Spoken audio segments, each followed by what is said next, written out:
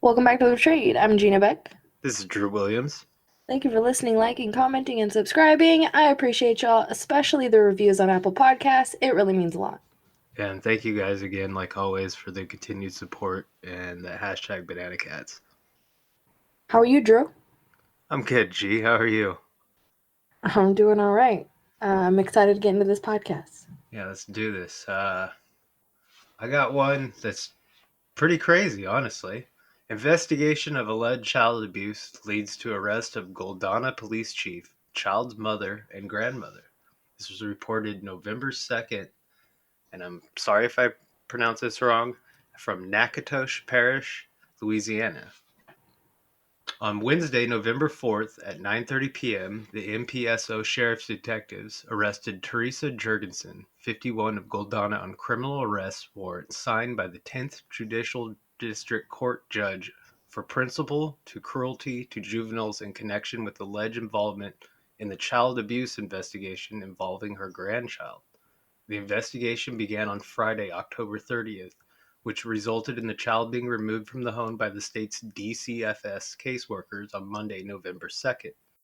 Two other people identified as Goldonna Police Chief Joe Hines, the grandmother's boyfriend, and Casey Smidley, the child's mother, remain incarcerated at the Natchitoches Parish Detention Center, charged with cruelty to juveniles. No bond has been set. And this is a little bit of a short article. We'll link it down below. There's not a lot of information about it, but apparently there is video evidence of the abuse, and it involves the police chief, which is pretty crazy, and it must be pretty serious considering I couldn't find anything that was more than what we just read. And you said there's no bond, right? No bond on any of them. Interesting. Yeah. So that's pretty serious. It's very serious, and it's very scary to think that somebody in such a huge position that's supposed to be a leader of a community is abusing children. It's just, it shouldn't be shocking to us, but it always is. Always. And it's even more shocking when they do have a bond, or they do get let out early or just probation. It's kind of not, but it is at the same time, because these are the kind of people that should be put away longer than anyone. So it's like, the heck are you doing? But at least this guy doesn't have a bond, and as soon as we find out more, we'll let y'all know. Yeah, I'm gonna be trying to keep up on this one. As soon as any information drops, the next episode we'll include it. So this story takes place in Colorado. There is a kidnapping of a child, but surprisingly, the child was unharmed. Usually, we tell like 99% of the time sad, heartbreaking stories, and I'm sorry, guys, that we do that. But we tell stories that the media and news doesn't tell, which is the sad, heartbreaking things. Fortunately, this is not a sad, heartbreaking one. This child was abducted on a Tuesday evening after a run-in in Colorado, but the child was rescued unarmed during a traffic stop of all things. In Nebraska, authorities arrested George Williamson, who was 31 years old, and the State Patrol said in a news release that it received a report about 6:15 p.m. that a man had assaulted a woman in Sedgwick County, Colorado, and then drove off in her vehicle, which is super scary for any woman in that situation, especially when you have a child. Luckily, the State Patrol got that notification of that happening and was able to see the child still inside the car, notice the child, and be able to rescue that child. The suspect was believed to be traveling eastbound in Interstate 80 in Nebraska. The troopers located the vehicle. It was a Mazda 3, and it was less than an hour later near North Platte, Nebraska. Pulled him over. The suspect was taken into custody without incident, and the child was found inside the car and reunited with the family. It's unclear if any relationship the suspect had to the child, and there's no other details, but thankfully the kid was rescued. That's all that matters, and it's a crazy situation, but At least we're telling you good news and not bad news. I was gonna just say that in most cases, when you describe these type of stories, especially when they start going over state lines and stuff, they don't end like this. Like, I mean, this is No. probably best case scenario for such a terrible thing to happen to not only a child but the mother too. I mean, until she got her kid back, I'm sure she was in absolute agony. So good on the cops and everything and all that working out. That's awesome to hear. Right. And imagine in that situation where your child is taken from you, I'm sure all she was thinking is, I wish he would have taken me. I wish it would have been me. Why did he pick my daughter? Just things like that. So had to have been a heartbreaking, stressful situation for her. And she probably did not, was not able to cope and come back to reality until her kid was in her arms. And thankfully that happened for her. Yeah, that's a. It's like I said, it's a rare ending, and it's good to hear that it did happen. I got another article. This kind of goes another direction. This is a little weird, and I wanted to get your perspective on it because I got questions that I don't think we're ever going to get answered, but we should at least discuss them. This comes out of the UK from October 20th. It's out of a town just east of London called Grays. The title is Gray's Man Had Child Abuse Pictures to Embarrass His Stepdaughter. An angry man told police he Wow. posed as a teen online to download indecent images to embarrass a troublesome stepdaughter. Kevin Batchford has been spared jail after making and distributing indecent images of children. The 47-year-old of Felicia Way, Grays, had his home raided September 8th, 2018, and had various computer equipment seized. It was later found Batchford had 8 Category B and 22 Category C of child abuse. At the Basilian Crown Court on Monday, Peter Clark, prosecuting, said he asserts that he had no sexual interest or gratification from the images. Mr. Clark said Batchford had used the online dating site MyLOL, an app made for teenagers, and was purporting to be a teenager himself.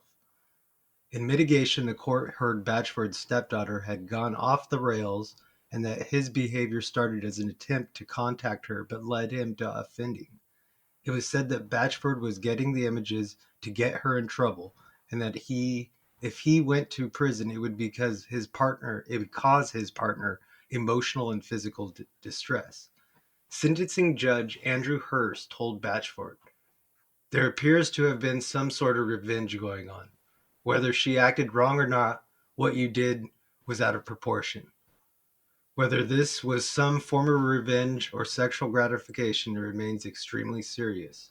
Judge Hurst gave Batchford 4 months in prison, suspended for 2 years, 40 days of rehabilitation, and 280 hours of unpaid work. He added, "Whatever else was going on in the past, it all stops now." So, to me, this seems like he used a really dumb excuse to get out of possession of CP. That's kind of exactly what it sounds like. I was going to say, did he just get away with it? He got a That's what it fine. sounds He like. didn't get pay. He got all his pay removed for 280 hours. He got 40 days of rehabilitation, and he served 4 months in prison. So either you're going to see you know, mm, an increase in people using that kind of excuse, right? Or along the lines of that kind of excuse now, because I mean that's in the news. It's something that anybody can read. I mean, you're just giving these people a way to get around something. You know what I mean? It's crazy. I'm just trying to grasp around how are you punishing your, like, how do you come around to that? As I'm going to use this as a way to embarrass my and like So discipline my I'm the kind of child. person, right? I'm the kind of person that likes to put myself in other people's shoes, okay? And I like to see things from their point of view. So the only logical thing that I could think of with this situation is his daughter might be, she's obviously at the age where boys are on her radar, right? And she might be talking to more boys. Maybe she got caught sending nudes to boys. We don't know the context, right? So maybe he is trying to detour her from talking to other boys by being that boy. Okay, I see that. For one, it's weird. That is weird. Okay, for two, why not just sit her down and go about it by showing her like real life situations rather than you being the situation? You know what I mean? Why not? Something that I've recommended in past podcasts and to parents in my messages is go find the articles that pertain to your guys' situation, stock up on them, print them out if your kid can't be on a device, and make them read it like it's homework. You know, say your kid got caught sending nudes through Snapchat. Go find Snapchat articles pertaining to a child being kidnapped from talking to someone on Snapchat, from their nudes being leaked because of sending them to someone on Snapchat. You can find any kind of article for any kind of situation, and it helps. So doing this is kind of another step further. It's it's like borderline perverted, right?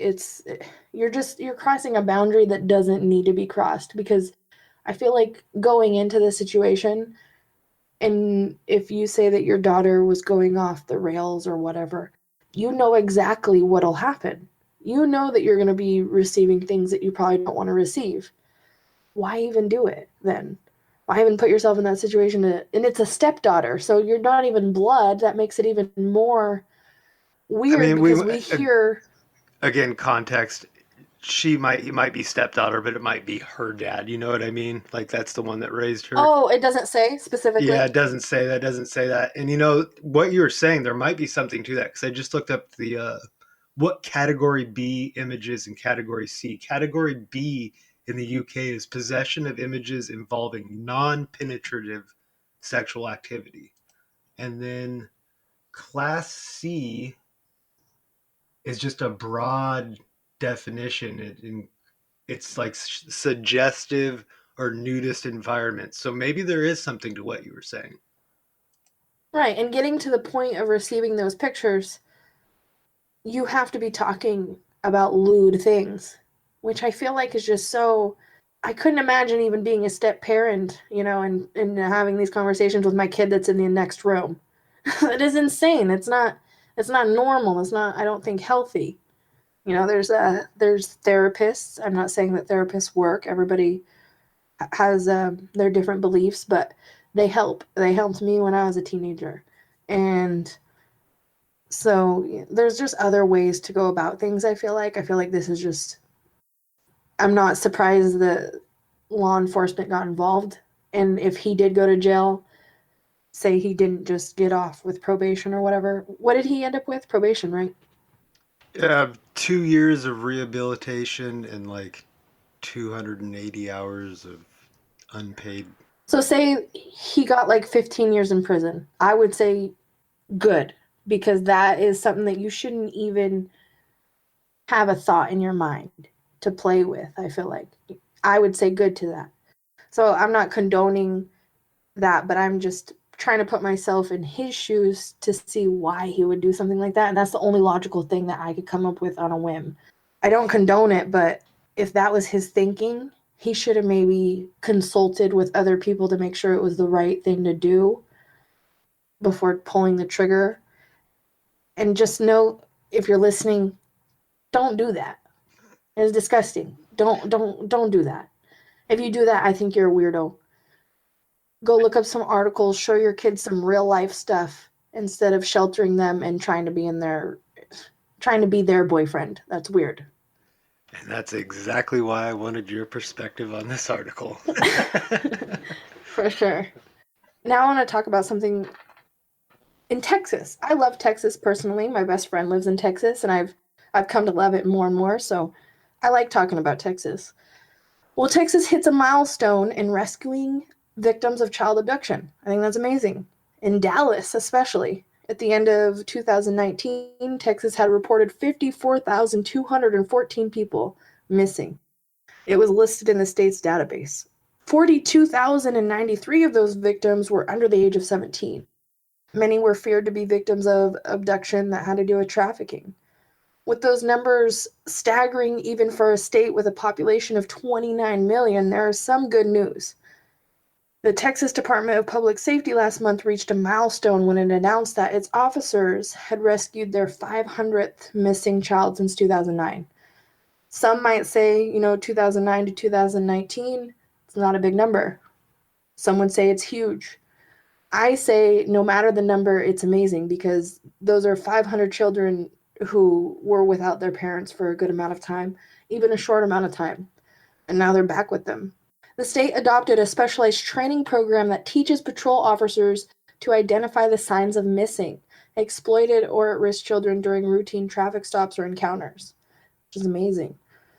Because usually you'd think that those police officers are kind of oblivious to the things that ICAC does, Internet Crimes Against Children. They're very two different jobs.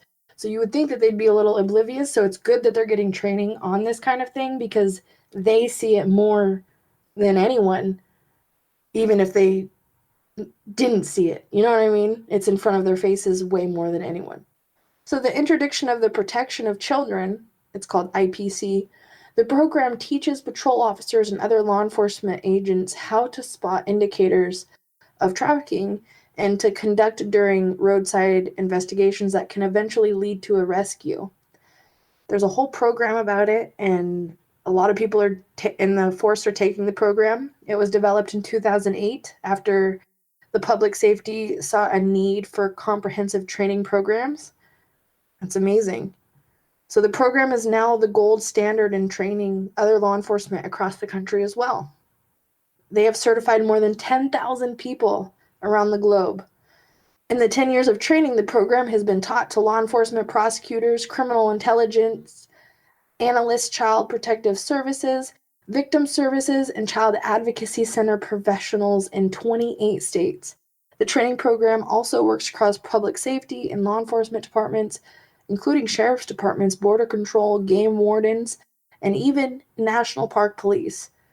I mean, that's amazing too, because National Park Police, middle of the woods, there's a big correspondence there. So that is great that they're even going to all sorts of officials, not just one or two or three. Yeah, it's really awesome to hear that everything is getting that much more connected and them all working together and getting, like you said, the proper training because, like you said, they're interacting with the public far more often than ICAC and stuff like that was or are. And that's another line of defense right there. Right. And something that they mention is they wanted to stop waiting for children to ask for help. And I think that's a good message to get across. Stop at like waiting for children to ask you for help. They're teaching these things so that they realize the signs so that the child doesn't even have to ask. Because there are situations where the child can't ask or doesn't feel safe to ask or got threatened things if they even talk. Well, So, last week's episode, the video we talked about where the little girl was with the man, and she doesn't say a single word till she's completely out of his grasp. yeah, that's a really good example, though, for sure. They say that while they are treating all calls to the trafficking hotline seriously, the extreme volume of these contacts has made it more difficult for the trafficking hotline to provide support and attention to others who are in need of help. The organization said the statement posted to the website in July. So this has been around for a good amount of time actually. It's news to me and probably news to you guys because like I said, this is something that the media and the news does not put their focus on. So you either have to go search for this information, search for these articles, or listen to podcasts like us to know. But Yeah, hopefully the media starts if talking you about look at things like our this because it's important. sources, I know not everyone has the time to do it, but we always post the links, and they're almost always local news. It's never. I mean, it might be a big media as far as like being like ABC or NBC local or something like that, but it never makes the national news or anything like that. No, never on television.